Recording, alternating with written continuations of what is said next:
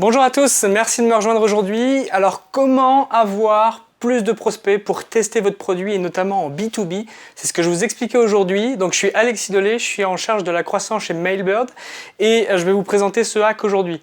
Donc, ce hack, il est très simple et il est basé sur le recrutement.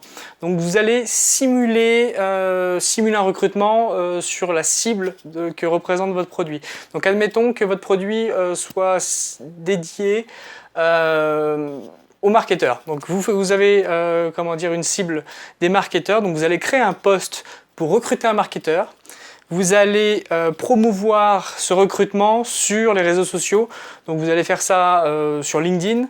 C'est assez facile de trouver les gens sur LinkedIn. Donc vous allez faire ça sur AngelList. C'est assez simple de trouver des profils qui correspondent à votre recherche et à marquer l'intérêt que vous avez pour eux. Vous allez faire la même chose sur Twitter, vous allez faire la même chose sur LinkedIn. Et à chaque fois, vous allez vous focaliser sur la cible que pour votre produit. Donc c'est vrai que quand on reçoit en tant que marketeur une offre d'emploi, quelqu'un qui nous dit voilà, j'ai trouvé votre profil vraiment intéressant, j'aimerais qu'on se rencontre pour qu'on discute de votre candidature, etc. Il va se passer deux choses. La première chose, c'est que vous allez flatter la personne que vous allez poker, parce que voilà, vous lui montrez une forme d'intérêt alors qu'elle n'a rien demandé.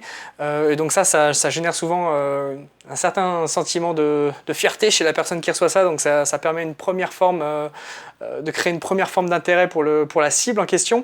Et ensuite, ce qui va se passer, c'est que celui qui va être recruté, il va falloir qu'il prépare son entretien, etc. Ce qui va se passer, c'est qu'il va aller essayer votre produit, il va aller sur votre site, il va voir, etc. Et vous allez avoir un retour là-dessus et vous allez pouvoir convertir un certain nombre d'entre eux en des utilisateurs gratuits si votre produit est gratuit, en utilisateurs payants éventuellement. Et vous allez pouvoir créer facilement comme ça de l'intérêt pour votre produit. Donc, comment finalement après gérer ça au quotidien? Donc c'est vrai que c'est pas un hack que moi j'ai utilisé en étant chez Mailbird, mais dans mes startups précédentes, parce que c'est vrai qu'en B2B ça s'y prête très bien de trouver, voilà, avoir le profil type d'utilisateur que vous avez, c'est facile à trouver sur LinkedIn ou autre. Sur AngelList aussi, c'est vrai que c'est vraiment efficace. Et ce qui va se passer, c'est que voilà, vous dites à quelqu'un, donc effectivement, votre profil m'intéresse, s'il vous plaît, candidatez. Ce qui va se passer, c'est qu'ensuite vous envoyez le lien pour que les gens candidatent et ensuite vous les amenez à rentrer dans un process plus standard. Donc vous n'allez pas forcément aller en entretien avec eux, mais vous allez recevoir leur candidature, voir ce qu'ils ont à dire sur votre produit. Vous pouvez faire en sorte que dans votre candidature, vous incitiez la personne qui recrute, qui postule à donner son avis sur ce qu'elle a vu, etc. Et comme ça, voilà, vous allez pouvoir créer vraiment une forme d'intérêt et vous allez pouvoir générer du trafic sur votre produit pour votre cible. Et c'est là que vous verrez s'il y a un fit, c'est là que vous verrez si ça fonctionne bien. Parce que si votre produit correspond vraiment à votre cible, même si les gens ne sont pas recrutés et qui trouvent votre produit et qu'ils le trouvent intéressant, ils vont s'y intéresser de manière automatique. Et c'est vraiment un moyen important d'avoir un certain intérêt pour votre produit, d'avoir un peu de trafic dessus. Alors après, il faut faire attention, l'intérêt que les gens pourront porter à votre produit sera peut-être un peu artificiel parce que vous les avez, vous leur avez demandé de recruter, de postuler à votre offre, mais sur le long terme, vous verrez les gens qui restent, vous verrez les gens qui sont vraiment intéressés par votre produit, et ça vous permettra de créer un flux constant de prospects pour votre produit. Donc c'est pas un hack que vous allez pouvoir faire durer des années forcément, parce que ça va se savoir après si vous avez une offre d'emploi qui est absolument pas pourvue. Parce que l'idée finalement pour faire ça, c'est que vous faites une offre d'emploi pour votre cible.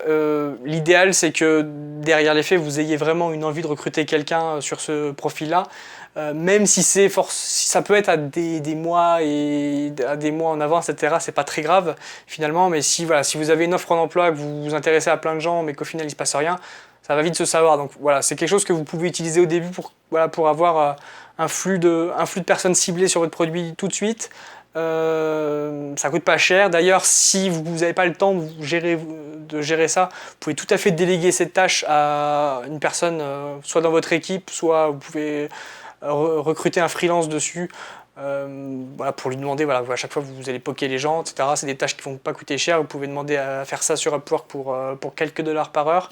C'est vraiment un moyen simple, rapide et efficace de cibler de cibler le trafic que vous allez avoir sur votre page, sur votre homepage.